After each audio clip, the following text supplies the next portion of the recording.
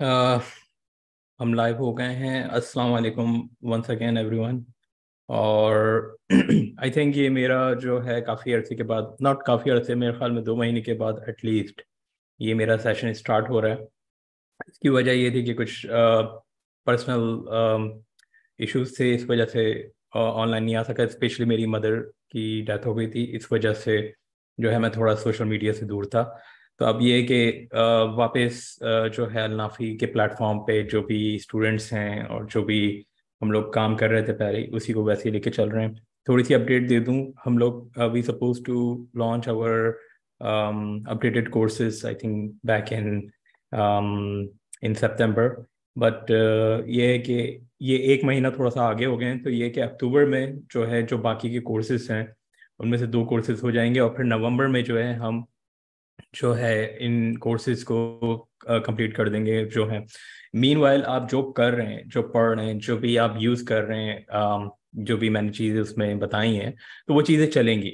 ऐसा नहीं है कि वो चीज़ नहीं चले, वो सारी चीज़ें चलेंगी। हो सकता है थोड़े से आपको उसके अंदर कुछ ना कुछ प्रॉब्लम हो सके या कुछ प्रॉब्लम आए, लेकिन ये कि अगर आप थोड़ा सा उसको सर्च करेंगे, फॉर एग्जांपल अगर जैसे आईपीएफएस के बारे में मैं कहता हूँ। आईपीएफएस पहले IPFS-GO के नाम से उसका पैकेज आता था, अब जो है वो आईपीएफएस के नाम से आ रहा है कूबो, KUBO के नाम से। तो ये छोटी छोटी सी चीज़ें हैं जो कि आप अगर जब सर्च करेंगे तो चीज़ें तो वही हैं, सेम है, बट उनके नाम थोड़े से चेंज हो गए हैं, लाइब्रेरीज चेंज हो गई। तो इस तरह की जो है सिचुएशन थोड़ी सी यानी आ जाती हैं। तो ये कि टाइम टू टाइम देखें, टेक्नोलॉजी चेंज होती है। You have to be ready to adopt new things and read new things. और ये कि जो भी नई टेक्नोलॉजी आ रही है, या आपको लग रहा है कि यार मेरा प्रोग्राम जो मैंने बताया है और वो चल नहीं पा रहा है, तो उसमें आप थोड़ा सा इन्वेस्टिगेट करें, खुद गूगल करें, स्टेक ओवरफ्लो को देखें। स्टेक ओवरफ्लो पे इथेरियम की एक बहुत बड़ी कम्युनिटी है जो वहाँ पे बैठ के इन्हीं चीज़ों पे बात कर रही होती है। और एज अ डेवलपर ये हमें पता होना चाहिए कि ठीक है, अगर कोई चीज़ नहीं चल रही तो उसको फिर कैसे फिगर आउट करें। तो ये तमाम चीज़ें जो है ना, हमें एज अ डेवलपमेंट जो हमारा एक एथिक्स होता है उसको हमें लेके चलना पड़ता है, क्योंकि हर चीज़ हो सकता है मैं आपको ना बता पाऊँ। तो आपको थोड़ी सी इन्वेस्टिगेशन खुद करनी पड़ेगी, सर्च खुद करना पड़ेगा। और उस हिसाब से जो है आपको जब चीज़ें मिलेंगी तो फिर आप खुद भी सीखेंगे। देखें, एक होती है sense of achievement. Sense of achievement usually उस वक्त होती है जब आप कोई चीज़ खुद यानी कंप्लीट करते हैं। और ये उस वक्त होती है जब आप यानी when you jump into an unknown or you don't know how to do it but you then figure out and then in the end के आप वो कर लेते हैं, तो आपको एक अजीब सी एक फीलिंग महसूस होती है। ये सेंस ऑफ अचीवमेंट जो है ना, ये स्टूडेंट्स के अंदर होनी चाहिए और फीलिंग होनी चाहिए वाली। और इसी तरीके से आप अगर कोई इश्यूज आते हैं, प्रॉब्लम्स आते हैं, तो अगेन मेरा जो मकसद है बताने का वो यही है कि जस्ट मेक श्योर कि आप खुद भी सर्च करें और चीज़ों को देखें। आज का जो टॉपिक है वो बेसिकली अभी जो करंट यानी 3 महीने के अंदर जो टेक्नोलॉजी चेंज हो रही है बड़ी स्पीड में, और काफ़ी चीज़ें मैं देख रहा हूँ उसके अंदर जो है, मैं थोड़े से कुछ टॉपिक्स लेके आया हूँ जिन पे मैं डिस्कस करना चाहूँगा। तो मैं अपनी स्लाइड यहाँ पे शेयर करता हूँ। जब ये हो जाए तो मुझे बताइएगा कि आप लोगों को मेरी स्लाइड नज़र आ रही है कि नहीं।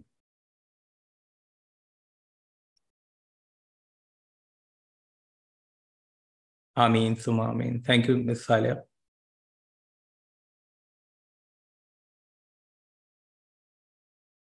अच्छा, आप लोग को नज़र आ रही है, ठीक है। अब मैं इसको स्लाइड शो पे कर देता हूँ। तो आज के जो हमारे टॉपिक्स हैं वो बेसिकली जो अभी दुनिया में हो रहा है, ठीक है। अब ये चीज़ें होती रहेंगी टाइम टू टाइम, ठीक है। इनमें जो मेजर चीज़ जो मैं देख रहा हूँ ये कि फिनटेक की जो दुनिया है वो बड़ी स्पीड में बदल रही है। जब मैं फिनटेक की बात करता हूँ तो फिनटेक फाइनेंशियल टेक्नोलॉजीज को कहते हैं। इसी तरीके से जो आज का एजेंडा है उसमें हम ये बात करेंगे कि फिनटेक है क्या बेसिकली, और वेब 3 और फिनटेक का इम्तिजाज क्या है, यानी उनका उनकी कन्वर्जेंस क्या है। ये दोनों किस तरीके से यानी इस वक्त टेक्नोलॉजी की दुनिया में, या फिर जहाँ पे इनोवेशन हो रही है, डेवलपमेंट हो रही है, तो वहाँ पे कैसे होगी। इसी तरीके से ब्लॉकचेन टेक्नोलॉजी जो है उसका उसका हम थोड़ी सी बात करेंगे, ज़्यादा नहीं। इसके स्टैक के बारे में हम वैसे बात करेंगे, लेकिन मैं थोड़ा सा आगे बढ़ता हूँ, मैं यहाँ पे डायरेक्ट जाता हूँ क्योंकि कुछ टॉपिक मैंने वहाँ पे अलाइन नहीं किए हुए थे। फिनटेक जो है बेसिकली फाइनेंशियल टेक्नोलॉजीज को कहते हैं। जितनी भी अब तक बैंकिंग एप्लीकेशंस बन रही थी एक टाइम पे, उस जमाने में कोई फिनटेक का कोई कॉन्सेप्ट नहीं था। वो सिर्फ ये था कि अगर आप एक बैंक के अंदर काम करते हैं, ठीक है, एज अ डेवलपर, और आप जो है, आपको कहा जाता है कि आपको एक एप्लीकेशन बनानी है, तो आप बेसिकली वेब डेवलपर के नाम से कहलाए जाते हैं। इसी तरीके से अगर आप ई कॉमर्स एप्लीकेशन पे काम कर रहे हैं तो वो भी एक एप्लीकेशन होती है जिसके ऊपर आप काम कर रहे होते हैं। तो ये सारी एप्लीकेशंस को एक तरीके से एक ज़माने में एक ही लेवल पे उनको उनको उनको उनको उनका नाम होता था, या उनके बारे में यानी कोई ऐसा नहीं होता था कि स्पेसिफिक कोई टेक्नोलॉजीज नहीं होती थी, वो सारी टेक्नोलॉजी सेम ही होती थी। अगर आप ई कॉमर्स यूज कर रहे हैं तो उसके अंदर भी सेम टेक्नोलॉजीज है। अगर आप बैंकिंग एप्लीकेशन कर रहे हैं तो उसमें भी सेम टेक्नोलॉजीज हैं। तो उसमें कोई स्पेशलाइजेशन, कोई राउटिंग नहीं थी कि आप यूं कह सकें कि यार ये फाइनेंशियल टेक्नोलॉजीज के लिए होती है, ये होती है ये होती है ई कॉमर्स टेक्नोलॉजीज की होती है, फिन या ये होती है लेट्स से बैंकिंग टेक्नोलॉजी। तो ये इस तरह से जो है एक ये एक एक ही सिम्थ में सब लोग जा रहे थे। जब आगे दुनिया बढ़ी 2015 से 17 18 इस तरह से बढ़ी, तो ये है कि जो ये एप्लीकेशन डेवलपमेंट होती थी जिस भी सेक्टर के अंदर, ठीक है, उसमें आपके फाइनेंशियल सेक्टर हो गया, आपका रेगुलेटरी सेक्टर हो गया, आपके इस तरीके से मुख्तलिफ किस्म के सेक्टर हो गए, एविएशन के सेक्टर हो गया। तो इन्होंने क्या किया कि अब जो टेक्नोलॉजीज यूज होती हैं तो वो स्पेशलाइजेशन के तौर पे जब आप एप्लीकेशन राइट करते हैं तो उन्होंने उसका एक पूरा स्टैक बना दिया है, उनके ऊपर इनोवेशन करना शुरू कर दिया है। इसी वजह से फिनटेक जो है एक बज वर्ड भी है एक तरह से, और एक इनोवेटिव वर्ड भी है जो कि फाइनेंशियल टेक्नोलॉजीज के लिए बड़ा ब्रॉडली यूज किया जाता है। अब फिनटेक के अंदर जो है बहुत सारी वो वाली एप्लीकेशन आ जाती है जिसके अंदर फाइनेंशियल टेक्नोलॉजीज यूज हो रही होती है। फॉर एग्जांपल आपकी जो पेमेंट गेटवे है, आपके पॉस मशीन्स हैं, आप जब जाते हैं आप लोग कार्ड यूज करते हैं, डेबिट कार्ड यूज करते हैं, लेट से आप डेबिट कार्ड यूज करते हैं किसी मशीन के ऊपर, तो वो फिर जो कम्युनिकेशन होती है, फिर उसके बाद पीछे जो उनका रिकॉर्ड मेंटेन होता है, या आप इस्लामिक बैंकिंग के प्रोडक्ट्स यूज करते हैं, फॉर एग्जांपल आप सकूक यूज करते हैं या कोई, तो इनके पीछे जो बनी हुई एप्लीकेशंस होती है या इनके ई बैंकिंग एप्लीकेशन होती हैं, तो वो किस तरीके से बनी होती हैं, उनके पीछे जो टेक्नोलॉजीज चल रही होती हैं, वेब टेक्नोलॉजीज होती है। तो इन तमाम टेक्नोलॉजी और इनके ऊपर जो एक्सपेरिमेंट हो रहे हैं और उसके ऊपर जो इनोवेशन हो रही है, वो सब कुछ फिनटेक टेक्नोलॉजीज में आ जाती है, वो फाइनेंशियल टेक्नोलॉजीज में आ जाती है। तो फिनटेक वर्ल्ड बेसिकली बैंकिंग या रेगुलेटेड वर्ल्ड कहते हैं हम इसको, ठीक है। बैंकिंग या रेगुलेटेड वर्ल्ड जो है बेसिकली एक जमाने तक जो है बड़ी स्टैग्नेंट रही, और इनकी टेक्नोलॉजी हमेशा बड़ी स्लो रही, क्योंकि ये लोग बड़ा देख के हमेशा जो है कि यानी टेक्नोलॉजी को एकदम से अडॉप्ट नहीं कर देते। लेकिन जैसे ही क्रिप्टो करेंसीज आई, स्पेशली 2008 के बाद, उसके बाद जो है लोगों ने यूज़ करना शुरू किया ये क्रिप्टो करेंसीज, तो बैंकिंग सेक्टर को जो है एक एक ये चीज लायक हो गई कि अगर हम लोग ने कुछ इनोवेशन नहीं की, जो प्रॉब्लम्स जो बेसिकली एक एक आम यूजर का है कि मैं यहाँ से पाकिस्तान से लेट से भेजता हूँ किसी को पैसे, या मैं सऊदीया से भेजता हूँ या यूएस से पाकिस्तान भेजता हूँ, तो मिली सेकंड या सेकंड्स के अंदर हम लोग ये काम कर सकते हैं, तो हम वो क्यों नहीं करते, हम बीच में इतने इंटरमीडिएटरीज क्यों रखे हुए हैं। तो उसकी वजह ये थी कि पेपर करेंसी, तो पेपर करेंसी को उन्होंने डिजिटाइज किया, कार्ड यानी डिजिटल करेंसी के ऊपर लेके आए। बट अगेन अभी भी जो है बीच में इंटरमीडियरीज होते हैं, मीन्स कि अगर मैं यहाँ से पैसे भेजता हूँ पाकिस्तान, तो बीच में जो है एक सर्टेन अमाउंट आपकी कट जाती है, और फिर वो जो है सर्टेन अमाउंट जब कट जाती है तो उसके बाद जो वो आपके पैसे किसी के बैंक में जाते हैं, तो वहां पे फिर वो अपने चार्जेस लेते हैं, या फिर यूं समझ लें कि इंटरमीडियरी टाइम लेते हैं। हो सकता है वो 2 दिन में भेजें, हो सकता है 3 दिन में, हो सकता है 1 दिन में, और हो सकता है कि अगर आपका उनके बैंक के साथ डायरेक्ट कोई राब्ता है, जैसे यूएई के बैंक्स के, अक्सर बैंक्स के साथ जो है पाकिस्तानी बैंक्स डायरेक्टली कनेक्टेड है, तो उसको वो डायरेक्ट रिमिट करते हैं। तो वो डायरेक्ट रिमिट में जो है I think with in I think 5 to 10 minutes आपके पैसे मिल जाते हैं। But again it varies. अब दुनिया भर में अगर इसको बैंक से पैसे कहीं भेजेंगे तो वहां पे टाइम लगेगा। तो ये जो टाइमिंग है और ये सारी चीजें हैं, फिर क्रिप्टो करेंसी ने आने के बाद जो है इनको बड़ा यानी पुश बैक किया। उसके बाद इनको होश आया, इन्होंने टेक्नोलॉजीज के ऊपर काम करना शुरू किया, अडॉप्ट करना शुरू किया। और फिर जो बैंकिंग सेक्टर है उसकी उन्होंने एक ऐसा माहौल क्रिएट किया कि आप स्टार्टअप कंपनीज बनाएं, अपनी अपनी मोबाइल एप्लीकेशंस बनाएं, अपनी पेमेंट एप्लीकेशंस बनाएं, जो कि एक ऐसी एप्लीकेशन हो जो कि फाइनेंस के ऊपर कुछ काम कर रही हो, या ई कॉमर्स एप्लीकेशंस बनाएं। तो ये अचानक जो है फिर एक इन्होंने एक फाउंडेशन क्रिएट कर दी तमाम उन स्टार्टअप्स के लिए जो कि इस तरह के काम करना चाहते थे या कर रहे थे। इसी वजह से आप देखेंगे पाकिस्तान में भी कीनो के नाम से आई थिंक एक पॉज मशीन है, एक मोबाइल वॉलेट है इस तरह की।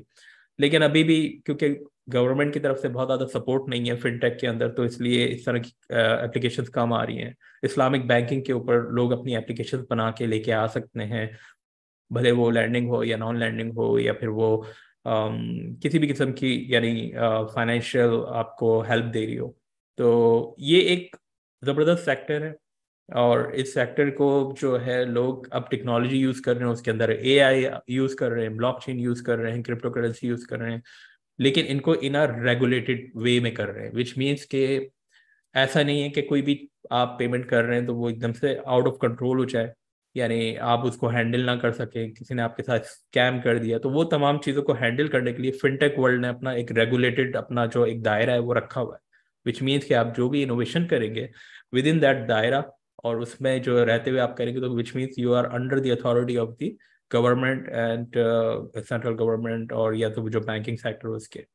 तो इसको हम फिनटेक कहते हैं, फाइनेंशियल टेक्नोलॉजीज कहते हैं। बहुत तेजी से क्रिप्टो करेंसी या blockchain technology, AI technology, payment technologies ये लोग यूज कर रहे हैं। और आप दुनिया भर में देखेंगे कि अब ई वॉलेट्स यूज होते हैं, मोबाइल ई वॉलेट्स। सऊदीया में एचटीसी वॉलेट होता है, पाकिस्तान में भी आई थिंक कीनो वॉलेट है, और भी होंगे कुछ जो मुझे नहीं मालूम।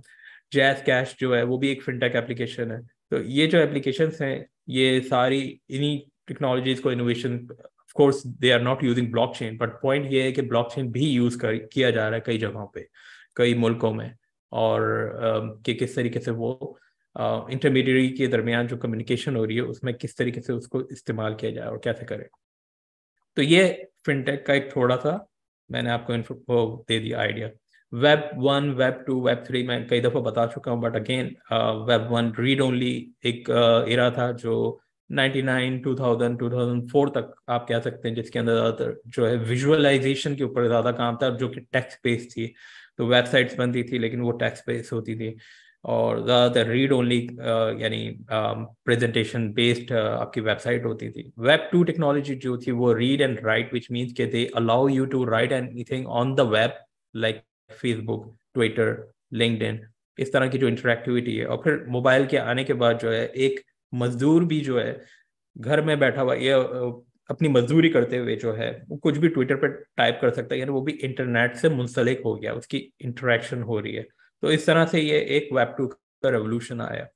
प्रॉब्लम ये था कि वेब 2 और वेब 1 में जितनी भी कंपनीज थी वो सारा होल्ड करती थी आपका डेटा, और उसको वो कैश करती थी, उसको यूज करती थी, उसको मिस यूज करती थी। तो कई सारी आप अगर यूट्यूब वगैरह पे देखेंगे तो फेसबुक का जो मार्क जुकरबर्ग है वो कांग्रेस और यानी वहाँ पे खड़ा होके जो है आंसर दे रहा है कि वो लोग किस तरीके से यानी डेटा यूज कर रहे हैं और मिस यूज नहीं कर रहे हैं। तो ये जो चीजें होती हैं ये वेब 2 की टेक्नोलॉजी के अंदर बहुत थी। वेब 3 का जो कॉन्सेप्ट आया वो ये आया कि रीड एंड राइट कर सकते हैं, बट ओनरशिप भी जो है वो आपकी अपनी है, विच मीन्स के आप ओन कर सकते हैं ये डेटा जो कि आपका अपना है। तो आपका अपना डेटा आप कैसे ओन कर सकते हैं अगर आपके पास सर्वर नहीं है, आपके पास होस्टिंग नहीं है। तो ये चीज थी कि आपके पास अपना होस्टिंग हो, सर्वर, और उसके बाद आप हमेशा किसी पे डिपेंडेंट रहते थे कि अगर आपको कुछ चीज़ करनी है, लेट्स से आपको अपनी लॉजिक कोई आपकी एप्लीकेशन की बनानी है तो आप किसी होस्टिंग पे डालते हैं। तो यहाँ पे फिर ब्लॉकचेन का फिर कॉन्सेप्ट आ गया था वेब 3 का।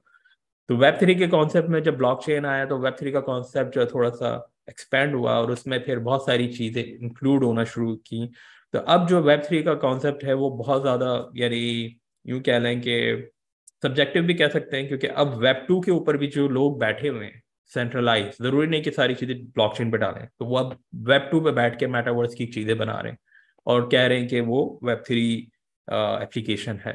तो ये कुछ इस तरह की चीज़ें अभी चलती रहेंगी मार्केट के अंदर भी और इसमें भी, बट वेब 3 की असल फिलॉसफी यही है कि रीड राइट ओनरशिप सारी की सारी जो है उन यूजर्स को दो जो यूजर आपकी एप्लीकेशंस पे आ रहे हैं। मैं यहाँ पे वेब 3 और फिनटेक के दरमियान थोड़ा सा एक कन्वर्जेंस, यानी इन दोनों के दरमियान जो है एक मैं कंपैरिजन बताना चाहूँगा यहाँ पे कि क्या चीज़ें चल रही है और किस तरीके से यानी आपस में इन दोनों का मिक्सअप जो कॉन्सेप्ट है वो क्या होगा।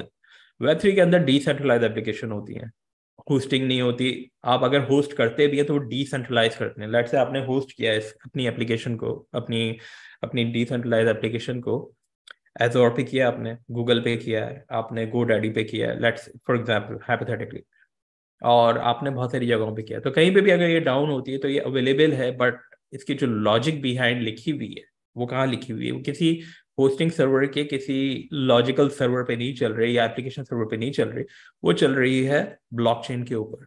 तो आपकी जो इंटायर लॉजिक और डेटा है वो सारा चल रहा है आपका ब्लॉकचेन नेटवर्क के ऊपर, यानी ब्लॉकचेन नेटवर्क के ऊपर डेटा भी परसिस्ट हो रहा है और आपकी जो लॉजिक लिखी हुई है वो भी उधर ही है स्मार्ट कॉन्ट्रैक्ट के थ्रू।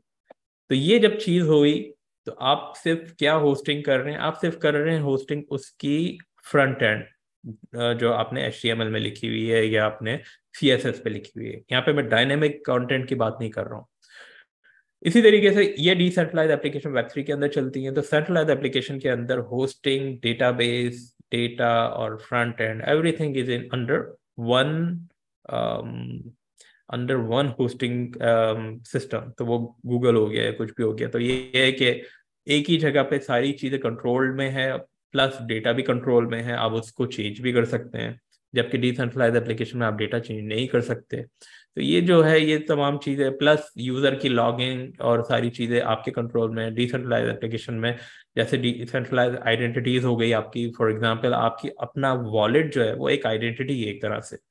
तो जब आप डिसेंट्रलाइज एप्लीकेशन में लॉगिन होते हैं तो आप कैसे लॉगिन होते हैं? आप लॉगिन होते हैं through a MetaMask type wallet, उसके थ्रू आप लॉगिन होते हैं और वो वेरीफाई करता है यूजिंग इन क्रिप्टोग्राफिक सिग्नेचर्स के थ्रू।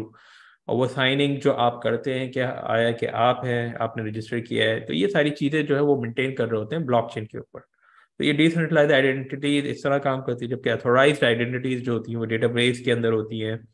वो आइडेंटिटी को आप मिसयूज भी कर सकते हैं और इस तरह से होता है। जिस तरह नादरा में भी अक्सर जो है डेटा के अंदर कभी कभार प्रॉब्लम्स आ जाते हैं, तो बेसिकली फिर वो फिक्स करते हैं उसको। तो ये प्रॉब्लम्स क्यों आते हैं, कैसे आते हैं, मैं इस पर नहीं जाऊंगा, बट पॉइंट ये है कि आप डेटा को चेंज कर सकते हैं। You have the power to change your data, can create your entire your identity for someone else. तो इनकी कन्वर्जेंस जब मैं बात करता हूँ सेंट्रलाइज एप्लीकेशन की पहले बात करते हैं, तो उसमें ये कि अब जो है जो इस तरह की बहुत सारी कंपनीज हैं, नॉट नेसेसरली बैंकिंग की मैं बात कर रहा हूँ, मैं फिनटेक एप्लीकेशंस की बात कर रहा हूँ, फिनटेक कंपनीज की बात कर रहा हूँ, जो जिनका सिर्फ ताल्लुक फाइनेंशियल एप्लीकेशंस के साथ है, जैसे पॉज मशीन हो गई या ई वॉलेट हो गया या मुख्तलिफ किस्म की फाइनेंशियल सेविंग हो गई, इस तरह की कुछ हो गई। तो उस तरह की एप्लीकेशंस के अंदर भी जो है अब ये यानी कहा जा रहा है या यूं कह लें कि एक्सपेरिमेंट्स हो रहे हैं अब कि किस तरीके से इस तरह की टेक्नोलॉजीज को यूज़ करके हम ये करें कि डिसेंट्रलाइज एप्लीकेशन डेटा हम कुछ रखें कहीं पे जो चेंज ना हो सके, और कुछ डेटा जो कंट्रोल में हो सके वो हम अपने अंडर कंट्रोल में रखें। तो ये रेगुलेटेड एप्लीकेशन इस तरीके से ब्लॉकचेन को देख रही है। अक्सर लोग ये कहते हैं कि अच्छा ब्लॉकचेन जो है रेगुलेटेड वर्ल्ड में कहाँ पे इस्तेमाल हो रही है, क्यों यूज हो रही है? बहुत जगहों पे हो रही है। प्रॉब्लम ये है कि अब ये एक टेक्नोलॉजी स्टैक बन गया है। ये एकदम से वही वाली बात हो गई कि कोई मुझसे आके पूछे कि नोट जेएस कहाँ पे इस्तेमाल हो रही है, कौन सी एप्लीकेशंस में इस्तेमाल किया जा रहा है। तो ये वो बिल्कुल वही वाला टाइम आ गया है। तो ब्लॉकचेन एक ऐसा टेक्नोलॉजी स्टैक बन गया है जो अब as a software engineer, software developer, web developer, आपको पता होना चाहिए कि ये वेब 3 चलता कैसे है, ये वेब 3 होता क्या है, और कब आपकी एप्लीकेशन वेब 3 कंप्लाइड होगी, कब नहीं होगी। तो ये तमाम चीज़ें आपको उसी वक्त समझ में आएंगी जब आप ब्लॉकचेन की दुनिया में छलांग मारेंगे, उसको पढ़ेंगे, समझेंगे, उसमें जो है इथेरियम को समझेंगे, सोलिडिटी को समझेंगे। ये एक तरह से गेटवे है आपको इस स्पेशलाइजेशन की तरफ। दुनिया बहुत आगे बढ़ी है, आगे चल के आप ब्लॉकचेन को, और यानी blockchain is like an ocean right now, क्योंकि बहुत सारे ब्लॉकचेन नेटवर्क्स हैं। और आप जब जाएंगे तो आप ये भी कहेंगे कि इनकी जॉब्स थोड़ी मुश्किल से मिलती है। उसकी वजह ये है कि अब लोग आना भी शुरू हो रहे हैं, plus experiment experiment experiment, and you have to make sure कि आप एक्सपेरिमेंट कर रहे हैं, ये नहीं कि आप रुक गए। तो ये बड़ी इंपॉर्टेंट चीज़ है। आइडेंटिटीज और ओनरशिप की अगर मैं बात करूँ यहाँ पे, तो वही चीज़ आ गई कि अब बैंकिंग सेक्टर भी इसी तरीके से सोच रहा है कि क्यों ना हम यूजर्स को एम्पावर करें थ्रू वेब 3 चैनल्स, बट उनकी रेगुलेटेड इंफॉर्मेशन हम अपने पास रखेंगे, ऑथोराइज करेंगे। मेरा गिटहब पे एक PII के नाम से एक प्रोजेक्ट बना हुआ है जो मैंने 2018 या 19 में बनाया था। उसमें ये रखा था कि आपका जो डिजिटल रिकॉर्ड है वो किसी अथोराइजेशन की तरफ से, यानी कोई may be let's call it NADRA, उसकी तरफ से जो है अलाउ हो रहा है, तो फिर उसके बाद जाके वो स्टोर हो रहा है ब्लॉकचेन नेटवर्क के ऊपर। तो इस तरीके से भी लोग देख रहे हैं, अब देख रहे हैं, जबकि 2018 और 19 से ही कॉन्सेप्ट मौजूद था। Decentralize finance, again regulated finance, decentralize finance, ये दोनों में फ़र्क क्या है? रेगुलेटेड फाइनेंस सब कुछ जो है अंडर कंट्रोल्ड होता है, और ये फाइनेंस जब मैं कह रहा हूँ तो ये डिसेंट्रलाइज फाइनेंस, ये फाइनेंस, ये वो एप्लीकेशंस हैं जैसे ई बैंकिंग एप्लीकेशन हो गई, जो आपको अलाउ कर रही है स्पेंडिंग, जो अलाउ कर रही है आपको अगर आप कहीं जाके पे कर रहे हैं, ऑनलाइन पेमेंट कर रहे हैं, ट्रांसफ़र कर रहे हैं, ये तमाम चीज़ें, या आप लोन बोरो कर रहे हैं, इस्लामिक बैंकिंग से आप बोरो कर रहे हैं लोन, या नॉन इस्लामिक बैंक से, तो ये तमाम चीज़ें जो हैं रेगुलेटेड फाइनेंसेस के अंदर आ जाती है। इसके अंदर पैसों का लेन देन ज़्यादा होता है। डिसेंट्रलाइज फाइनेंस के अंदर जो है बेसिकली टोकन्स के ऊपर, क्रिप्टो करेंसीज के ऊपर बात होती है, जिसमें लैंडिंग एक कॉन्सेप्ट है जो यूजुअली हराम कहलाता है। लेकिन इसके अंदर डिसेंट्रलाइज फाइनेंस में दूसरे जो कॉन्सेप्ट्स हैं आप उनको देख सकते हैं, जो बेसिकली नॉन इंटरेस्ट बेस्ड होते हैं, यानी जिसके अंदर ये होता है कि आपने टोकन्स जो है अपने वो अलाउ किए हैं फॉर समथिंग, फॉर शेयर, और उसके एवज आपने कोई चीज़ ली है, तो वो खरीदो फरोख्त वाली कुछ चीज़ें होती हैं, वो आप देख सकते हैं। तो इस तरह की चीज़ें हैं। और ये जो अब डिसेंट्रलाइज फाइनेंस की कुछ चीज़ें, अच्छी चीज़ें आप उठा लें, और बैंक और रेगुलेटेड फाइनेंस की कुछ चीज़ें उठा लें, और उसके ऊपर एक एप्लीकेशन अगर बन जाती है, इसको इस तरीके की ब्लेंडिंग जो है वो आजकल बन रही है दुनिया भर में। BIS जो बेसिकली बैंकिंग सेटलमेंट की एक दुनिया भर का एक बैंकिंग सेटलमेंट सबसे बड़ा बैंक है। तो उन्होंने जो है बेसिकली क्रिप्टो करेंसी को इसी तरीके से देखना शुरू किया था बैक इन 2019 या 20 में, 2020 में, 2020, सॉरी 2019, 2019 और 2020 में उन्होंने इस पर एक्सपेरिमेंट करना शुरू किए थे। तो उन्होंने ये, उनका इरादा ये था कि हम क्यों ना ब्लॉकचेन को देखें, पहले एक्सपेरिमेंट करें, और उसके बाद अपना कंजोर्शियम बनाएं, और फिर जितने भी ये दुनिया भर के बैंक हैं उनको सब आपस में इस तरह से कनेक्ट कर दें ब्लॉकचेन नेटवर्क के थ्रू। तो ये इस तरीके से भी देखा जा रहा है, और इस तरह से लोग एक्सपेरिमेंट भी कर रहे हैं। और यहाँ पे फिर ब्लेंडिंग आ जाती है टेक्नोलॉजीज की, कि किस तरीके से एक वेब 3 जो कि एक ओपन टेक्नोलॉजी है उसको लेके रेगुलेटेड वर्ल्ड के अंदर कैसे लाया जाए। इसी तरीके से NFTs आ गए। NFTs जो है बेसिकली ओपन वर्ल्ड रिकॉर्ड्स हैं इन टर्म्स ऑफ, अब वो ओपन वर्ल्ड रिकॉर्ड जो है वो आप किसके साथ मुंसलिक कर सकते हैं, अपनी पिक्चर के साथ कर सकते हैं, आर्ट वर्क के साथ कर सकते हैं, किसी भी डिजिटल रिकॉर्ड के साथ कर सकते हैं। वो NFT एक तरह से आपका एक प्रूफ हो जाता है कि ये जो डेटा आप यूज कर रहे हैं, या जो आपने डिजिटल रिकॉर्ड यूज किया है, कि ये टेम्पर्ड नहीं है, ये बिल्कुल एग्जैक्टली सेम है, कभी चेंज नहीं हुआ। जबकि यही चीज आप फिनटेक वर्ल्ड में डेटाबेसेस में यूज करते हैं, जो कि चेंज भी हो सकती है। तो इनकी जो कन्वर्जेंस है अब वो इस तरीके से हो रही है, जो मैं आपको यहाँ पे अगर एग्जांपल दूं वो ये कि इमेजिन करें कि कोई भी कंपनी, रिगार्डलेस फिनटेक कंपनी है, नॉन फिनटेक कंपनी है, एक ई कॉमर्स कंपनी है लेट्स से, वो जितना भी डेटा अपने पास डेटाबेस में रखती थी एक ज़माने में, लेट से, वो हैक हो जाता था और वहाँ पे जो है ना कोई भी वो डेटा चेंज कर देता था। अब वो डेटा की जो वेरिफिकेशन है ना कि वो डेटा हैक हो गया है या नहीं हुआ, उसका अलर्ट आपको प्रॉपर मिलता नहीं।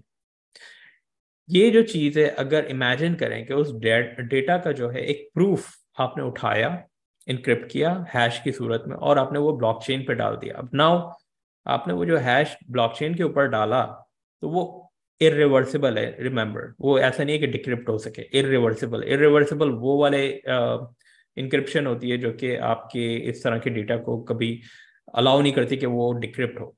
आप सिर्फ उसको वन वे जो है हैशिंग होती है, वन वे इंक्रिप्शन कह लें आप उसको। तो वो जो है आप अगर डाल देते हैं और फिर उसको आप कंपेयर करते हैं अपने उस डेटा से, तो आप डिटेक्ट कर सकते हैं कि डेटाबेस के अंदर किसी ने टैंपरिंग की है, कुछ प्रॉब्लम हुई है। इस तरीके से आप डिटेक्ट कर सकते हैं। तो ये एक तरीका है, लोग देख रहे हैं इसको, इस तरह के एक्सपेरिमेंट्स चल रहे हैं। इसी तरीके से ओपन बैंक ब्लॉकचेन जो नेटवर्क्स हैं, वो वेब 3 के अंदर है, इथीरियम है, कार्डानो है, इस तरह से बेशुमार ब्लॉकचेन नेटवर्क्स हैं मौजूद। जबकि फिनटेक वर्ल्ड के अंदर जो है बैंकिंग नेटवर्क्स होते हैं, ब्लॉकचेन नेटवर्क नहीं। और वो बैंकिंग नेटवर्क्स जो हैं वो एपीआई के थ्रू चल रहे होते हैं। अब इमेजिन करें अगर एक बैंक डाउन है तो उसकी एपीआई नहीं चलेगी, राइट? तो क्या होगा, एज अ सॉफ्टवेयर इंजीनियर आपको फिर उसमें ये दिखाना पड़ेगा कि कुछ प्रॉब्लम आ रही है, थोड़ी देर बाद आप इसको चेक करें, राइट? लेकिन अब क्या है कि यही जो ऑर्गेनाइजेशंस हैं, ये लोग अब इसको देख रही हैं कि आइसोलेटेड बैंकिंग को हम किस तरीके से ब्लॉकचेन नेटवर्क के ऊपर लेके आए, तो ताकि तमाम चीज़ें जो है 24/7 चलें, विदाउट एनी प्रॉब्लम चलें और विदाउट एनी कॉस्ट चलें और डिले चलें। इस वजह से वो लोग क्या कर रहे हैं कि वो ब्लॉकचेन अपना नेटवर्क खुद बना रहे हैं, खुद खड़ा कर रहे हैं आपस में, और कंजोर्शियम बना रहे हैं। अब ये कंजोर्शियम के जो एक्सपेरिमेंट है वो इथेरियम पे भी चल रहे हैं, क्योंकि इथेरियम का नोड उठा के अब अपने पास भी लोकली एक नेटवर्क क्रिएट कर सकते हैं।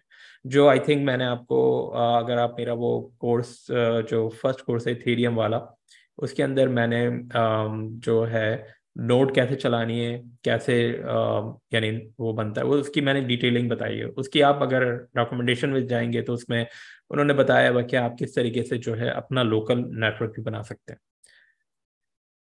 मेटावर्स की तरफ चलते हैं। मेटावर्स, अच्छा, फिनटेक मैंने आपको बता दिया, वेब 3 मैंने बता दिया, दोनों की कन्वर्जेंस मैंने बता दी। मेटावर्स जो है बेसिकली है कि अक्सर लोग अभी तक जो है कंफ्यूज हैं इस चीज़ में। मेटावर्स जो है एक तरह से आप यूं समझ लें कि जब आप 90s का दौर उठा लें, 90s का जो दौर है, अगर आप 90s में पैदा हुए हैं, या चलें अर्ली 2000 को उठा लें, जब इंटरनेट बहुत ज़्यादा यूज़ नहीं था, तो उसमें क्या था, प्रॉब्लम प्रॉब्लम तो नहीं, उसमें क्या था, यानी लिविंग स्टैंडर्ड क्या था। अगर आपको किसी से मिलना है, किसी से बात करनी है, you suppose to call them on the phone. अगर वो फोन पे नहीं है तो आप उनके घर जाते थे, घर जाके बात करेंगे। अब आपको कुछ बात करनी है, मिलना है आपस में, तो आप बेसिकली फिजिकली वहां पे मौजूद होते थे। ये वर्ल्ड 90s का जमाना था। लोग ने काफी, यानी इस जमाने को बड़ा एंजॉय किया है। और इस जमाने में लोग ज्यादातर एक्सट्रोवर्ट होते थे, बाहर निकलना, मिलना लोगों से, और ये वाली चीजें थी। जो 2000 का ज़माना था, 2003 2002, जब इंटरनेट कैफेस आने शुरू हुए पाकिस्तान में या दुनिया भर में, लोगों का बाहर निकलना कम हुआ। लोगों ने चैटिंग शुरू कर दी MSN मैसेंजर पे, ICQ पे, इस तरह के बेशुमार जो मैसेंजर थे उन पे, क्योंकि वो सोशलाइजिंग उस पे करने लगे। लेकिन जब उनको कोई खरीदो फरोख्त करनी होती थी, तो उसके लिए वो बाहर निकलते थे। अब उनको लेट से खाना खरीदना है तो वो बाहर निकलेंगे, बाहर जाके अपने रेस्टोरेंट से खरीदेंगे। तो 2000 के एरा में उनका खाना खरीदना या फिर उनकी कोई भी परचेजिंग वाली चीज थी, तो वो 2000 के अंदर जो है इस तरीके से, यानी मैं 2014-15 की बात की नहीं कर रहा हूँ, मैं अभी 2000 एरा की बात कर रहा हूँ, 2002 2003 4 5 इस तरह। जबकि 1990 एरा के अंदर जो था, आप सोशलाइजिंग भी जो थी आपकी बाहर निकल के होती थी, परचेजिंग भी बाहर निकल के होती थी, खरीदो फरोख्त भी बाहर निकल के होती थी।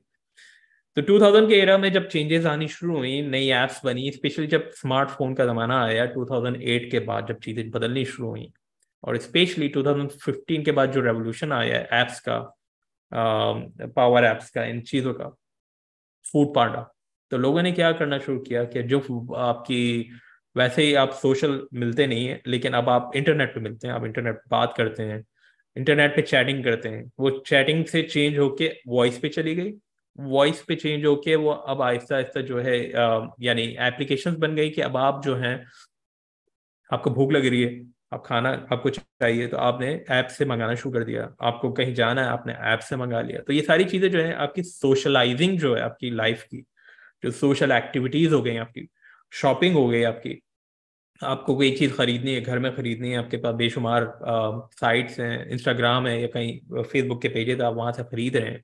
तो सोशलाइजिंग आप यूं देखें कि इस एरा के अंदर बहुत ज्यादा वर्चुअल हो चुकी है ऑलरेडी। बट सारी चीजों में आप क्या करते हैं, आपको लिखना पड़ता है, आपको क्लिकिंग करनी पड़ती है मोबाइल से। और यही चीज 90s के दौर में अगर आप झांके तो उसमें आप बाहर निकलते थे, इंटरनेट आप यूज करते थे जस्ट टू व्यू।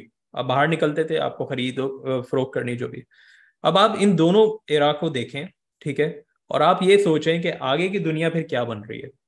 आगे की दुनिया कुछ यूं बन रही है कि वॉइस भी आ चुकी है, ठीक है, वॉइस से आप चैट करते हैं, ठीक है, एप्लीकेशंस आ गई हैं, अब जो चाहिए आपको मिल जाता है घर पे बैठ के। आप फूड पांडा से या इस तरह की एप्लीकेशन से जो है आप खाना मंगा लेते हैं, और करीम से आप उबर से आप जो है टैक्सी मंगा लेते हैं। आपको कोई इस तरह के मसले मसाइल नहीं है। लेकिन एक इशू है अभी भी, वो ये कि ये जो यूजर एक्सपीरियंस चेंज हो रहा है, यानी इंटरनेट की दुनिया का जो यूजर एक्सपीरियंस चेंज हो रहा है, वो आगे चल के और क्या हो सकता है बेहतर। तो आगे चल के जो बेहतर होगा वो सारा विजुअलाइजेशन पे चला गया है, विच मीन्स के आप 3D वर्ल्ड के ऊपर अपने आप को देख रहे होंगे, आप जा रहे होंगे और आप जाके वहां पर चीजें खरीद रहे होंगे, और जो चीज आपको चाहिए आप एग्जैक्टली वही चीज खरीदेंगे, वो वहां पे जो है आपको डिलीवर हो जाएगी। तो ये जो एक सोशल एक्सपीरियंस जो चेंज हो रहा है, तो वो आहिस्ता आहिस्ता चल के ये हो जाएगा कि आप ऑक्यूलस या इस टाइप के आपके पास सनग्लासेस होंगे, आप पहनेंगे, और उसके बाद जो है आप वो इंटरनेट की दुनिया में जो भी आपको करना है आपने किया, और उसके बाद उतार के रख दिया। तो ये वाली चीजें जो है बहुत स्पीड में आ रही हैं, लोग काम कर रहे हैं। अब प्रॉब्लम ये है कि क्या हम लोग इस वक्त इस जगह पे पहुंच गए? नहीं, हम इस वक्त अभी नहीं पहुंचे, लेकिन विजन ये है। जब विजन ये है तो फिर मेटावर्स पे काम करने का क्या फायदा? मेटावर्स बेसिकली इस वक्त जो है सिर्फ वही कंपनी इस पे काम कर रही हैं जो इतने आगे का देख रही हैं। जो इतनी बहुत बेशुमार स्टार्टअप कंपनी स्टार्ट हुई थी मेटावर्स की, वो सब अब तक डेड हो चुकी हैं। I mean most of them, because they were caching out the name. यानी वो पहले हाइप के ऊपर जो है ना, हाइप साइकिल के एकदम से metaverse metaverse metaverse, NFT NFT NFT, AI AI AI, उसके ऊपर जो है ना लोग बेशुमार पागल होके जो है एकदम से चीजें बनाने लगते हैं, और फिर एकदम से नहीं होती, फिर वो कुछ और पे चली जाती है। तो वो लोग बेसिकली हाइप को कैश कर रहे होते हैं। लेकिन जो बड़ी कंपनी थे वो बेसिकली इन चीजों को बहुत डिटेल में देख रही हैं, इस विजन को देख रही हैं कि आगे कैसे ये चीजें बदलेंगी, और किस तरीके से ये एप्लीकेशंस जो हैं, आपकी जो यूजर एक्सपीरियंस वो चेंज होकर 3D एक्सपीरियंस हो जाएगा, विजुअलाइजेशन हो जाएगा। यहाँ पे जो सॉफ्टवेयर इंजीनियर्स हैं उनका फायदा क्या है? सॉफ्टवेयर इंजीनियर्स जो हैं उनको अब गेमिंग को भी पढ़ना चाहिए। यूनिटी हो गया, उनके पास अनरियल इंजन हो गया। तो एज अ डेवलपर आपके पास, आपने सी शार्प पे काम किया तो आप यूनिटी पे काम कर सकते हैं, आप गेम डेवलपमेंट की तरफ देख सकते हैं। नॉट नेसेसरली आप गेम डेवलपर बन जाओ, आपको कहते हैं कि आपको पता हो कि ये चीज करती कैसे है। As a programmer, as a developer, आपको इन चीज़ों का आइडिया होना चाहिए कि कोई भी प्रोग्रामिंग के ऊपर स्विच करते हैं तो फिर उसको पढ़ना होता है। पढ़ें आप, एक्सपेरिमेंट करें, और उसके बाद आप काम करें। तो ये जो चीज़ें हैं, अभी आप देखें कि यूनिटी के जो डेवलपर्स हैं, अनरियल के जो डेवलपर्स हैं, उनकी मांग बहुत स्पीड में ऊपर जा रही है, क्योंकि और वो बड़ी कंपनीज जो है ना उनको हायर कर रही हैं, क्योंकि उनको पता है कि आगे के जो यूजर एक्सपीरियंस है उसके लिए उनको एक एक बहुत बड़ी फोर्स चाहिए होगी, जिनको इस तरह के जो है टेक्नोलॉजी पे काम आता होगा।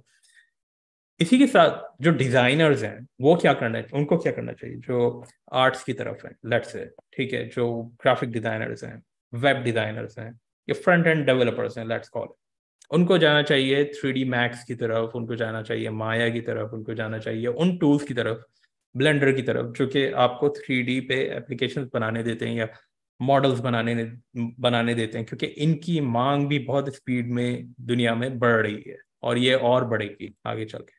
तो अब आप इमेजिन करें कि जो वेब एक होती है एप्लीकेशन, उसके लिए एक डेवलपर की जरूरत होती है, या एक आर्टिस्ट, यानी एक एक ग्राफिक डिजाइनर की जरूरत होती है। तो वो अब आगे चल के जो चेंज हो रही है वो ये इस तरह से चेंज हो रही है कि एक डेवलपर जिसके पास गेमिंग का आइडिया हो, नॉट नेसेसरली उसको गेम बनाना आता हो, बट गेमिंग का आइडिया हो और सी शार्प पे उसने काम किया हो, या कोई भी लैंग्वेज का इंजन जो यूनिटी पे सी शार्प चलती है तो मैं इसलिए नाम ले रहा हूँ, तो उसने अनरियल पे लेट से किया हो, तो वो इम्पोर्ट करके उसको इस्तेमाल कर सके।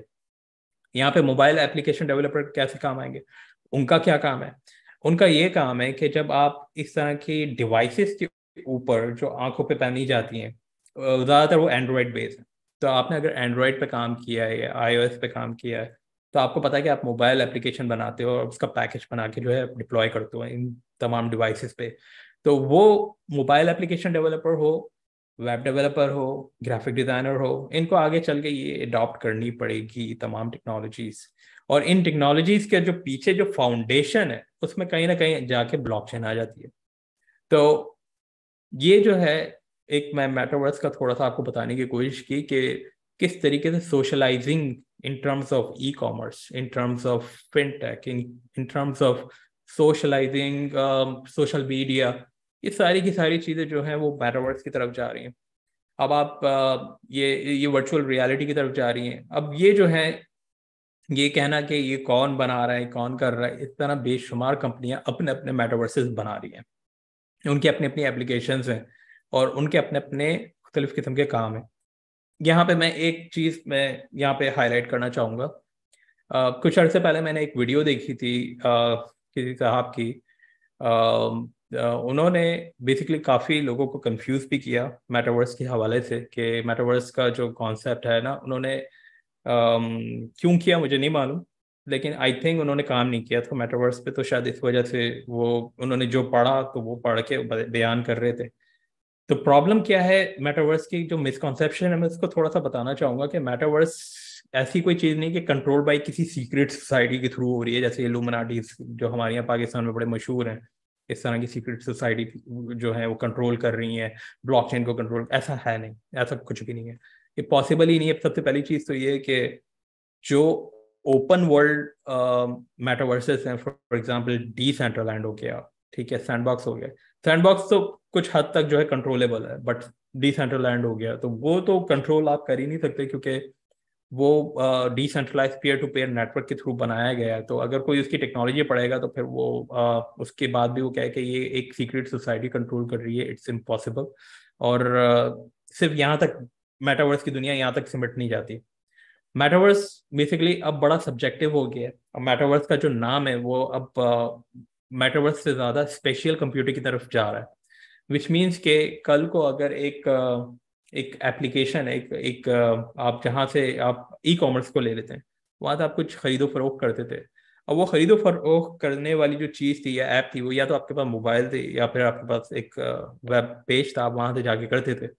लेकिन अब अगर उसको आप 3D सिम्युलेटर पे लेके आ जाते हैं, अब आप ये है कि आपने ऑक्यूलस लगाया और आप वहाँ जाके खरीद रहे हैं कोई चीज़, और आपने पे किया और आप वहाँ से आपको वो फिर चीज़ डिलीवर हो रही है घर पे। तो ये वाला जो एक्सपीरियंस है, ये इंटायर एक्सपीरियंस, ये सिमट के एक होस्टिंग के ऊपर होगा, विच मीन्स के इसका जो होस्ट किया है वो किसी एक जगह पे किया हुआ और किसी कंपनी के अंडर है, कंट्रोल्ड में। इस तरह की जो एप्लीकेशन है, again think about it, think in this way कि ये एक वेबसाइट है। वेबसाइट पे आप जाते थे ब्राउजर के थ्रू, अब आप ब्राउजर के थ्रू नहीं जा रहे, अब एक आप ओकुलस के थ्रू जा रहे हो। लेकिन उसका कंट्रोल किसके पास है? ऑफ कोर्स ऑनर के पास, जिसने वेबसाइट बनाई है, जिस कंपनी ने बनाई है, तो वो तो उसके पास होगा। तो ये मेटावर्स का कॉन्सेप्ट जो सिमट के जो है ना, अब स्पेशल कंप्यूटिंग की तरफ जा रहा है। तो लोगों के पास हो सकता है मल्टीपल वेबसाइट नहीं, स्पेशल स्पेसेस हो, मेटावर्स स्पेसेस हो। इनको मेटावर्स आप यूं कह सकते हैं बाद में कि हो सकता है इन आपस में इंटरकनेक्टेड हो जाएंगे, आपस में इंटरऑपरेबिलिटी हो जाए कि मैं अगर यहाँ पे इस शॉप पे कुछ खरीद रहा हूँ, तो हो सकता है वो शॉप जो है मुझे दूसरी शॉप का पता भी दिखा रहा हो, तो मैं दूसरी शॉप पे चला जाऊँ, वो दूसरी शॉप किसी और के पास होस्टिंग कर रही है। It's a very fascinating concept, but again ये जो है, अगेन वेबसाइट जिस तरह से एक डिजिटल वेबसाइट है, कोई भी कंट्रोल कर सकता है, यूज कर सकता है, बना सकता है, अगेन इसका ऊपर है। अब एक ऐसा मेटावर्स है जो डिसेंट्रल लैंड फॉर एग्जांपल या सैंडबॉक्स, तो वहाँ पे क्या है कि आप वहाँ पे जाते हैं तो आप वहाँ पे क्या कर सकते हैं, आप वहाँ पे वर्चुअल लैंड्स खरीद सकते हैं। इस तरह से बहुत बहुत सारी जो है मेटावर्सेस क्रिएट हुए हैं। लेकिन आपको ज़रूरत है क्या खरीदने की? आपको इसलिए ज़रूरत है वहाँ पे, अगर आप वहाँ पे अपनी कोई बिल्डिंग खड़ी कर रहे हैं या अपनी कोई ऑफिस बना रहे हैं तो ठीक है। बट मेटावर्स यहाँ पे सिमट नहीं जाता। मेटावर्स का कॉन्सेप्ट बहुत बड़ा है। तो और जरूरी नहीं कि एक अगर कंपनी इस तरह की आपको चीजें दे रही है सेल और बाय करने के लिए, तो दूसरी मेटावर्स भी सेम यही कर रही होगी। तो इट्स अगेन डिसेंट्रलाइज कॉन्सेप्ट है यहाँ पे भी काफी। और यूं नहीं कह सकते कि ये एक ही कोई बहुत बड़ा ग्रुप है जो कि कंट्रोल कर रहा है। इम्पॉसिबल है ये वाली चीज, और इसको समझना इस तरह से, बल्कि बेवकूफ़ी है अगर कोई इस तरह से सोचता है तो। अच्छा, मेटावर्स के जो अगेन जो चीजें हैं, जरूरी नहीं कि क्रिप्टो करेंसी से आप उसको मुंसलिक करें। एक तो ये भी एक गलत कॉन्सेप्ट है कि मेटावर्स अगर हो गया तो उसको आप उसको क्रिप्टो करेंसी से करें। नहीं, जरूरी नहीं कि आप करें। आप ये भी कर सकते हैं कि आप जो है अपने डेटाबेस से कनेक्ट कर दें। इस तरह से बहुत सारे जो हैं कंपनीज को मैं जानता हूँ जो कि इस तरह से आपको ऑनलाइन वेब स्पेसिंग वगैरह दे रहे हैं। आखिरी चीज वो ये कि buying virtual asset is totally wrong. Again, इस वक्त डोमेन हो गया आपका, पोस्टिंग हो गई, इमेजेस हो गए, पिक्चर्स हो गए, एवरीथिंग, एवरी डेटा जो हमारे पास इस वक्त डेटाबेस के अंदर रखा हुआ है या ब्लॉकचेन पे रखा हुआ है, सबका सब जो है वर्चुअल डेटा है। जब आप किसी भी आप गेम में जाते हैं, माइनक्राफ्ट हो गया या फोर्टनाइट हो गया, या आप देखते होंगे मोबाइल पे डाउनलोड करते होंगे, उस पर लिखा होता है इन ऐप एप्लीकेशन परचेजेस। ये इन ऐप परचेजेस बेसिकली डिजिटल या वर्चुअल परचेजेस होती हैं आपकी। ये कोई रियल परचेजेस तो नहीं होती। वो आपको एक्सेस दे रहे होते हैं कोई चीज का, और वो परचेजेस के अंदर आपके पास हो सकता है कोई टोकन हो सकता है आपके पास कोई क्लोथिंग हो, कुछ हो। तो पॉइंट ये है कि अगेन वर्चुअल परचेज है, या डोमेन खरीदते हैं तो वो भी वर्चुअल होता है, होस्टिंग खरीदते हैं वो भी वर्चुअल होता है। सबके अपने अपने कोई ना कोई फवायद या फीचर्स हैं जो आप खरीद रहे हैं। तो अगेन ये वाली चीज है। ये बताने का मकसद ये है कि क्योंकि हमारी सोसाइटी बड़ी डाइवर्सिफाइड भी है, but also at the same time जो इंफॉर्मेशन का जो, यानी इधर से भी आ रही है उधर से भी आ रही है, मुख्तलिफ लोग डाल रहे होते हैं, तो उसमें अक्सर जो है मैंने देखा स्टूडेंट्स कंफ्यूज हो जाते हैं। तो कंफ्यूज होने की ज़रूरत नहीं। इंपॉर्टेंट चीज़ क्या है वो ये है कि टेक्नोलॉजी को आप कैसे यूज़ करते हो। अगेन, टीवी के ऊपर आप अच्छी चीज़ बुरी चीज़ दोनों देख सकते हो, इंटरनेट पे आप अच्छी चीज़ बुरी चीज़ दोनों देख सकते हो। इसी तरह अगेन किसी भी टेक्नोलॉजी का जो फ़ायदा है वो आपको समझना चाहिए, और उसके नुकसान आपको पता होने चाहिए, और उस हिसाब से आगे बढ़ना चाहिए। आखिरी चीज मैं ये बताना चाहूंगा यहाँ पे, सॉफ्टवेयर इंजीनियर या वेब डेवलपर या एप्लीकेशन डेवलपर, आप जो भी हो, मेरा भी ताल्लुक जो है हमेशा से जो रहा है वो कोडिंग से ही रहा है। ठीक है, मैंने भी डेवलपमेंट से ही स्टार्ट किया था कैरियर, और उसी को लेके जो मैं चला। इस वक्त जो है लोगों को मैं देख रहा हूँ यहाँ पे पाकिस्तान में, तीन किस्म के लोग हैं। एक वो हैं जो कि सिर्फ और सिर्फ क्विक मनी क्रिएट करना चाहते हैं, तो वो ज़्यादातर आपकी सोशल जो एप्लीकेशन हो गई फ्रीलांसिंग की, उस पे जाते हैं, और ज़्यादातर ग्राफिक डिज़ाइनिंग के ऊपर होते हैं। कंटेंट राइटिंग हो गई आपकी, एसईओ हो गया, इस तरह की चीज़ों पे होते हैं। दूसरे वो लोग हैं जो कि बेसिकली यूट्यूब के ऊपर जाके कुछ अर्निंग बनाना चाह रहे होते हैं। और तीसरे वो लोग हैं जो कि कुछ पढ़ के बाहर निकल जाते हैं। The point is no sorry, पढ़ के बाहर नहीं, तीसरे वो लोग हैं जिन्होंने अभी तक पुरानी टेक्नोलॉजीज को यूज कर रहे हैं, जैसे पीएचपी हो गई, वर्डप्रेस हो गया, इस तरह की जो है एप्लीकेशंस हो गई जिनको वो यूज कर रहे हैं। प्रॉब्लम ये है कि ये अच्छी चीजें हैं सारी, बट आपकी जर्नी रुकनी नहीं चाहिए। आपको स्पेशलाइजेशन की तरफ जाना चाहिए, क्योंकि आप भले आप वेब डेवलपर हो, मोबाइल डेवलपर हो, आपको ब्लॉकचेन पढ़नी है, आपको वेब 3 पढ़नी है, आपको मेटावर्स पढ़नी है, आपको डेवऑप पढ़नी है। इन चीज़ों को आप जब पढ़ेंगे तो आप जो है अपने पास अपना जो है प्रोफाइल बढ़ाएंगे, और आपकी जो है डॉलर्स में अगर आप कमा रहे हैं तो आपकी वो चीज़ जो है मल्टीप्लाई होती रहेगी। और इस वक्त जो है इनोवेटर्स या डेवलपर्स कम है। ज़्यादातर लोग वो हैं जो टूल्स आते हैं जिनको जैसे साइबर सिक्योरिटी के अंदर ज़्यादातर लोगों को टूल्स यूज़ करने होते हैं, डेवऑप्स के अंदर आपको ज़्यादातर टूल्स यूज़ करने होते हैं। लॉजिकल जो काम होता है ना ज़्यादातर, इसके अंदर आपको कंडीशंस राइट करनी है, आपको लॉजिक्स लिखनी है, आपको आपको इंटीग्रेशन करनी है। तो इस तरह की जो जो चीज़ें हैं वो ज़्यादातर डेवलपमेंट में आती हैं। तो मेरी सजेशन यही है, वो डेवलपर्स जो भी हैं इस वक्त कोडिंग सीख रहे हैं या प्रोग्रामिंग थोड़ी सी सीख रहे हैं, उनको कोडिंग में ही आगे बढ़ना चाहिए। इनकी जो इनका जो फ्यूचर है वो बहुत ब्राइट है, बट वो ब्राइट उसी सूरत में हो सकता है अगर आप स्पेशलाइजेशन की तरफ भी जाएंगे। DevOps is one of the most important thing right now कि आपको डेवऑप्स को थोड़ा बहुत आइडिया हो। अगर आप डेवलपर हैं, आपको बहुत ज़्यादा नहीं आता, दैट्स फाइन, कोई बात नहीं। लेकिन अगर आप डेवलपर हैं, आपने वेब डेवलपमेंट की है, बट आप वेब 3 का दरवाजा खोलना चाहते हैं, तो ब्लॉकचेन इज इम्पॉर्टेंट। आपको ब्लॉकचेन का पता होना चाहिए, टेक्नोलॉजी काम कैसे कर रही है, स्पेशली इथीरियम कैसे काम कर रहा है। आपने एक नेटवर्क को यूज कर लिया, इस्तेमाल कर लिया, तो फिर नेक्स्ट जो आपका जो नेटवर्क होगा या दूसरा जो होगा, उसको कैसे इस्तेमाल करना है, वो क्या क्या करना है। तो ये सारी चीजें जो हैं आपके लिए एक तरह से डोरवे है, गेटवे है। और अल्नाफी, अब मैं यहाँ पे अल्नाफी के बारे में कहूँगा कि अल्नाफी जो है इन तमाम चीज़ों को इस वक्त यानी देख रहा है। तो अल्नाफी के साथ आप अगर कनेक्टेड हैं और आप अगर मेरे जो कोर्सेज हैं ब्लॉकचेन के पढ़ रहे हैं, तो आपको इसमें यही तमाम चीज़ों का फ़ायदा होगा। आप आगे बढ़ेंगे, और मैं इसके अंदर आहिस्ता से चीज़ें चेंज कर रहा हूँ, ब्लेंड कर रहा हूँ, टेक्नोलॉजी के साथ चीज़ें लेके आने की कोशिश कर रहे हैं हम लोग।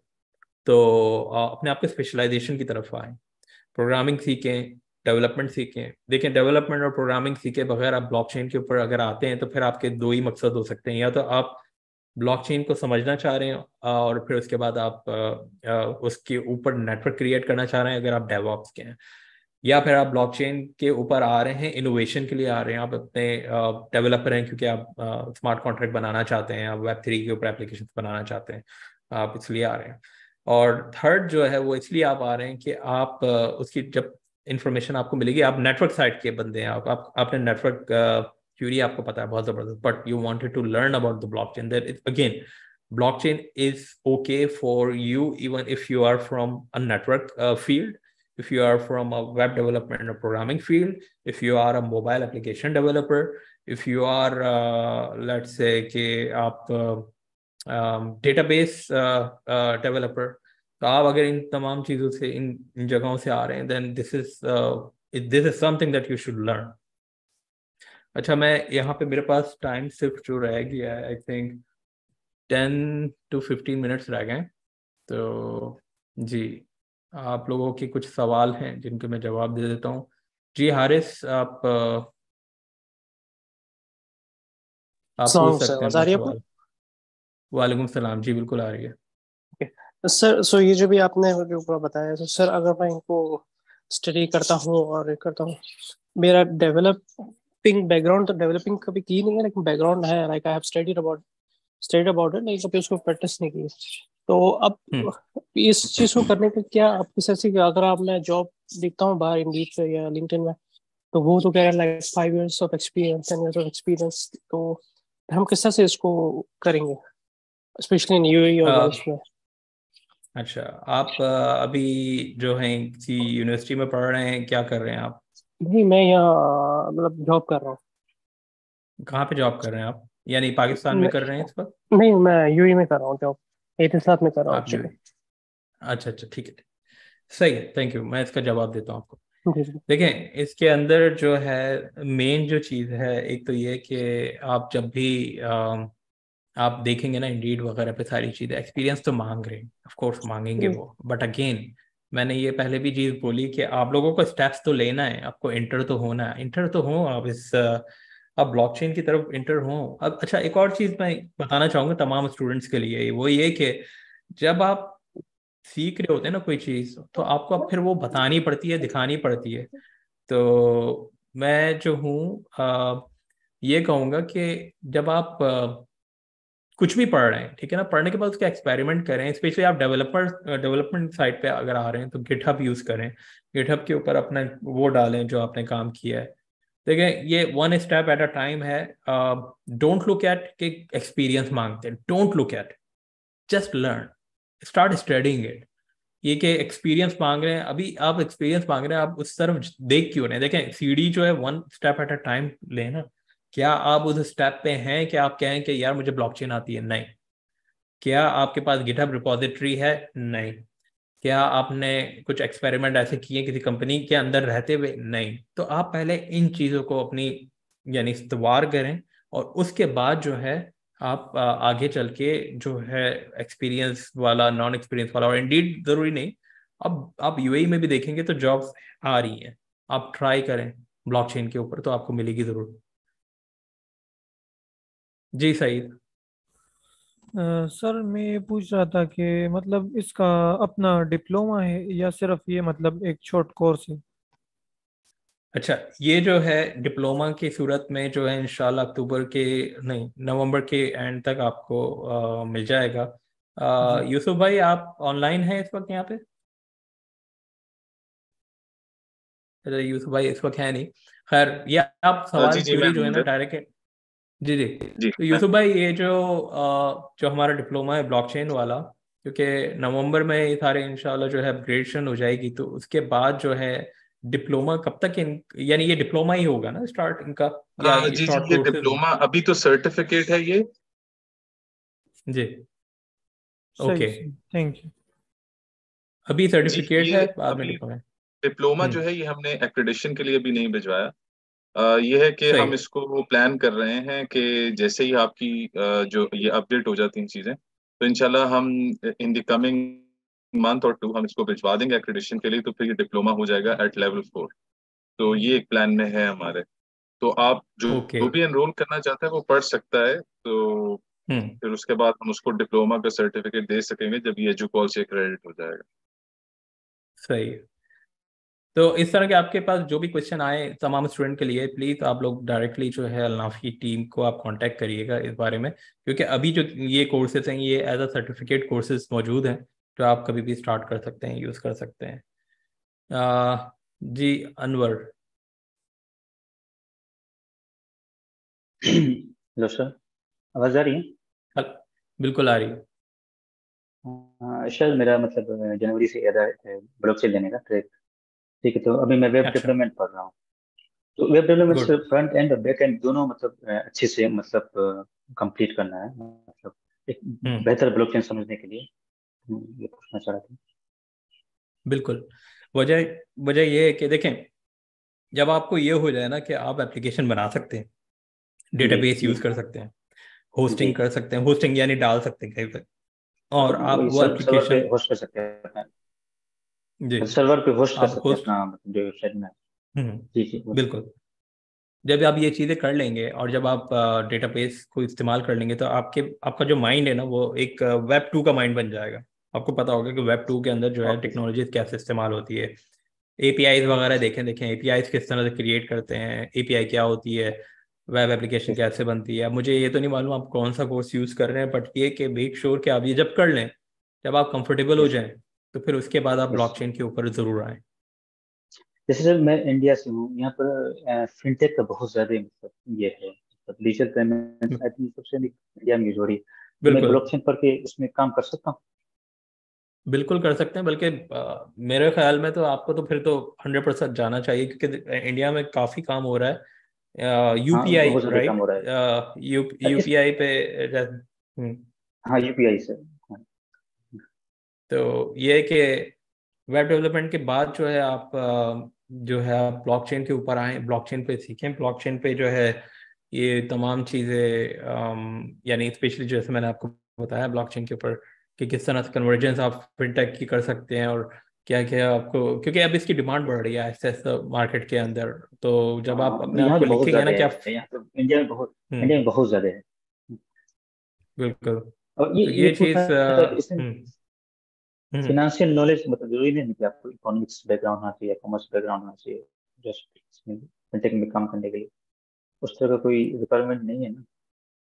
नहीं, फिनटेक में देखें, अगेन फिनटेक किस लेवल पे आप उस पर जा रहे हैं, अगेन वो वाली चीज़ आ जाती है। यूजुअली होता है क्या कि एज अ डेवलपर आपको डेवलपर नॉलेज तो होती है, बट अगेन अगर आपको पता है ना बैंकिंग किस तरह से काम कर रही है, और उसके रूल्स क्या हैं, पीसीआई डीएसएस को कैसे फॉलो करना है आपको, यस। आपको जो जो बैंकिंग के जो मेन कॉन्सेप्ट्स हैं, फॉर एग्जांपल जो ट्रांजेक्शनल बेसिस जो कॉन्सेप्ट्स होते हैं वो आपको पता है, तो फिर तो of course it is for a developer, but again it's not mandatory कि आपको आती हो, क्योंकि अगेन ओके हर कोई तो बैंकिंग एप्लीकेशन पे काम नहीं कर रहा होता। अक्सर लोग ई कॉमर्स से आ रहे होते हैं या दूसरी एप्लीकेशन से आ रहे होते हैं, इनोवेटिव एप्लीकेशन से आ रहे होते हैं, पावर ऐप से आ रहे होते हैं।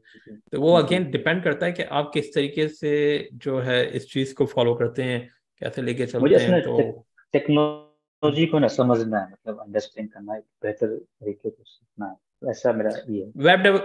वेब डेवलपमेंट करें आप, वेब डेवलपमेंट करें और अच्छी तरह से करें, और इतनी कर लें कि आपको आइडिया हो जाए कि कभी लाइफ में कोई कहता है कि हमें एक एप्लीकेशन बनानी है, नॉट वेबसाइट।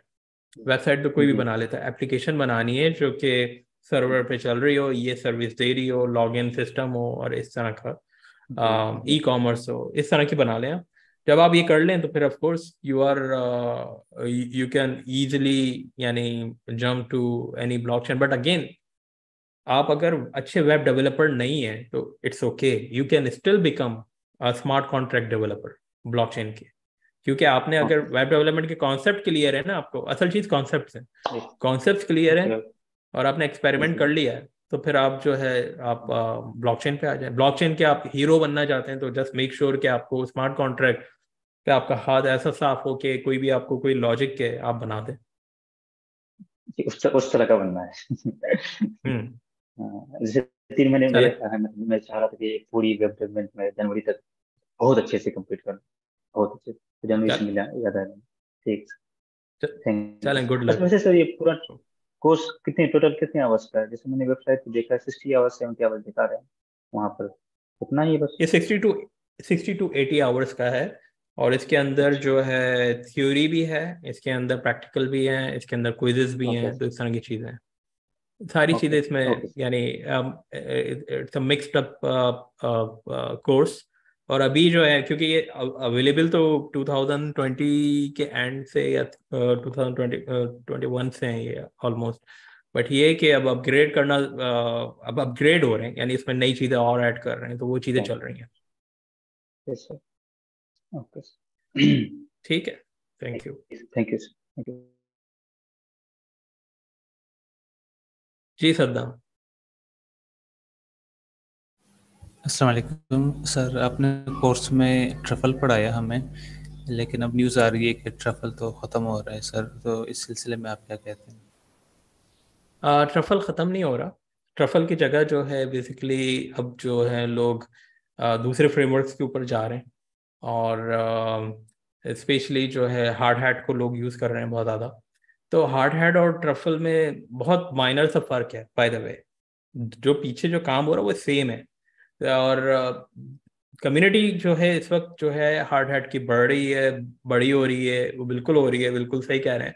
बट ट्रफल एकदम से नहीं ख़त्म होगा और ना ख़त्म हो रहा है। बट ये कि हम लोगों का इरादा वैसे by the way hard hat को यूज़ करने का भी है, अभी आगे चल के कोर्सेज के अंदर हम उसको इंक्लूड भी कर लेंगे। But as long as a developer आपको पता है कि कैसे यूज़ करना है truffle, then I don't think कि एनी प्रॉब्लम फॉर यू कि आप हार्ड हैट को यूज़ कर सकें, उस फ्रेमवर्क को यूज़ करें। क्योंकि इवेंचुअली ये सारे फ्रेमवर्क हैं और काम सबका सेम है। आप जब स्मार्ट कॉन्ट्रैक्ट बनाते हो वही बनाते हो, आप कॉन्फ़िगरेशन आप लिखते हो वही वैसी कॉन्फ़िगरेशन ही होती है उसके अंदर, डिप्लॉय करते हो डिप्लॉय के तरीका भी वही है, ट्रांजेक्शन जो है वो भी सारी वही हैं। सिर्फ आपका जो डेवलपमेंट फ्रेमवर्क है कि उसके जो टूल्स हैं वो थोड़े बदल जाते हैं। तो वो बाय द वे हमारा इरादा है, हम उसको लेके आ रहे हैं, इसमें ऐड कर रहे हैं, हार्ड हैट को भी ऐड कर रहे हैं। बट ये कि ट्रफल एकदम से तो नहीं ख़त्म हो रहा, और आई डोंट थिंक कि ख़त्म हो सकता है, पॉसिबल है। क्योंकि सबसे बड़ा जो इन्वेस्टर है ना अपना, मेटामास्क जैसे है आपका, इन्फ्यूरा है, ठीक है। इन्फ्यूरा का जो यानी इन्फ्यूरा हो गया, मेटामास्क, और इसी तरीके से गनैश हो गया, ये सारे जो हैं ये यानी ये एकदम से ख़त्म नहीं हो सकते। ये कम ज़रूर हो सकते हैं यूज़ में, हो सकता है मेटामास्क के अलावा दूसरे आप कोई वॉलेट यूज़ करना शुरू कर दें। बट ये कि ख़त्म उस सेंस में नहीं हो सकते कि लोग बिल्कुल ही छोड़ दें। ये बिल्कुल वही वाली चीज़ हो रही है आजकल कि पीएचपी में दो फ्रेमवर्क थे एक ज़माने में जो बहुत ही ज़बरदस्त थे। एक तो पीएचपी केक था, लेकिन लोग फिर उसके बाद लारावेल पे जाना शुरू हो गए। तो फिर लोग लारावेल, अभी भी पीएचपी केक है मौजूद, तो चल रहा है। तो पॉइंट ये है कि not going to go anywhere. But ये है कि कम ज़रूर हो जाएगा। ऑफ कोर्स की डिमांड जो है थोड़ी ट्रफल से ज़्यादा बढ़ गई है। आई एग्री कि हार्ड हेड की एग्री यानी डिमांड बढ़ गई, क्योंकि उसके अंदर थोड़ी फैसिलिटी ज़्यादा है। उसके अंदर यानी आप जो है आराम से जो है रैपिड डेवलपमेंट या डिप्लॉय और ज़्यादा बेहतर कर सकते हैं। तो इसको हम लोग ऐड कर रहे हैं, डोंट वरी।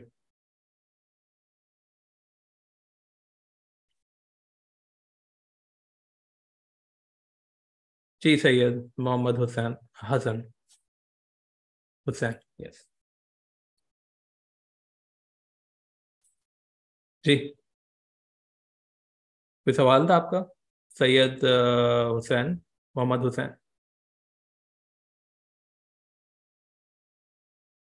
आई थिंक मुझे आवाज़ नहीं आ रही आपकी, ये आपका, हाँ। अब आ रही सर, हेलो, अब आ रही। हाँ जी। अब आ रही है। वो जी बोलें। मेरा माइक्रोफोन म्यूट हुआ था। सर मेरा क्वेश्चन ये था कि मैंने फ्रंट एंड और बैक एंड दोनों किए हुए हैं। डेटाबेसिस का भी मैंने इतना ज़्यादा डेप्थ में नहीं किया हुआ, लेकिन फ्रंट एंड पे मेरी अच्छी कमांड है। और मतलब मैंने जैसे फ्रेमवर्क्स है, रिएक्ट हो गई, और रिएक्ट के ऊपर जो डिफरेंट लाइब्रेरीज यूज़ होती हैं वो सारी मैंने की हुई हैं। तो बैक एंड ज़बरदस्त। के अंदर मैंने एक्सप्रेस को भी किया हुआ है, और पाइथन के अंदर मैंने फ्लास्क को और ये जो फास्ट एपीआई है उनको बेसिक किया हुआ है कि मुझे मतलब इजीली बना रहे, तो मैं एपीआई क्रिएट कर सकता हूँ।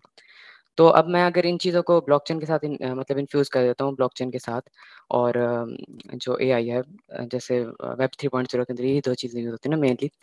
तो सर मतलब मुझे क्या-क्या नई चीज़ें सीखनी पड़ेंगी? मिसाल के तौर पे जैसे अब डेटाबेसेस हैं, वो तो ब्लॉकचेन से हो जाएँगे ना रिप्लेस? देखिए, आपको ये एक मिसकंसेप्शन मैं यहाँ पे क्लियर कर दूं। डेटाबेस कभी भी जो है ना रिप्लेस नहीं हो सकते, इम्पॉसिबल है। कि अगर कोई कहता है ना कि ब्लॉकचेन डेटाबेसेस को रिप्लेस कर देगा, नहीं। देखिए, आप यूँ समझ रहे हैं कि टेक्नोलॉजी स्टैक के अंदर ना डेटाबेस था, नेटवर्क था, होस्टिंग थी, सही है ना, ये सारी चीज़ें थी। बट उसमें ब्लॉकचेन एज अ ब्रिक एक नया स्टैक आ गया। तो जिसको ब्लॉकचेन जिस लिए यूज़ करनी है वहाँ पे ब्लॉकचेन इस्तेमाल होगा, जिस मकसद के लिए यूज होनी है वहां पे इस्तेमाल होगा। तो डेटाबेस हमेशा रहेगा, डेटाबेस कहीं नहीं जा रहा। लेकिन डी ऐप एप्लीकेशन जब आप बनाते हैं, डिसेंट्रलाइज एप्लीकेशन बनाते हैं, जिसके अंदर आपको यूज ही नहीं करनी होती कोई भी सेंट्रलाइज चीज, तो उसमें आप सारा का सारा जो डेटा है वो सारा आप ब्लॉकचेन पे रखते हैं। अगेन, आपको बड़ी इमेजेस रखनी है, आपको बड़ा डेटा रखना है, तो आप कहाँ रखेंगे? आपको डेटाबेस में रखना पड़ेगा इवेंचुअली। तो वो तो नहीं हो रहा। दूसरी ये कि आप Node.js वगैरह पे काम कर रहे हैं, इसका मतलब यानी रिएक्ट वगैरह को आप देख रहे हैं, which is a good sign. आप बिल्कुल राइट डायरेक्शन पे हो, आप बिल्कुल सही डायरेक्शन पे हो। और आपको करना ही क्या है अब? आपको ब्लॉकचेन पहले सीखनी होगी। ब्लॉकचेन सीखने का तरीका ये है कि सबसे पहले आप जाके जो मेरे कोर्सेज हैं आप उनमें आप इनरोल करें। और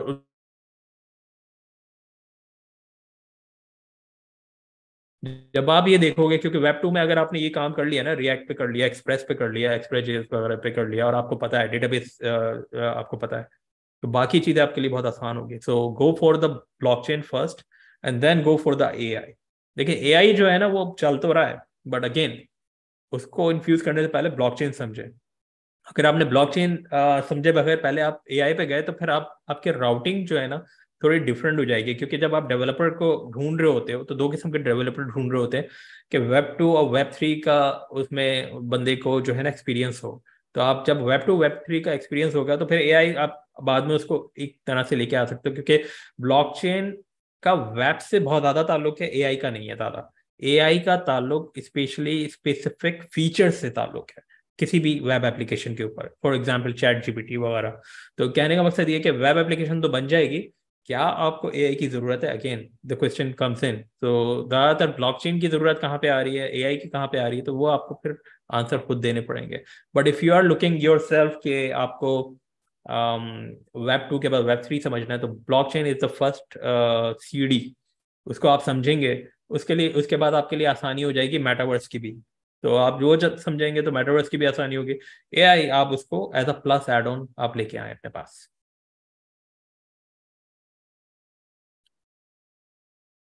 आई think I have answered everyone. और बाकी I think Okay, clothing services, we have used Truffle in our courses. How do you deal with it now? Sir, do you have any reliable best full stack development course on the YouTube?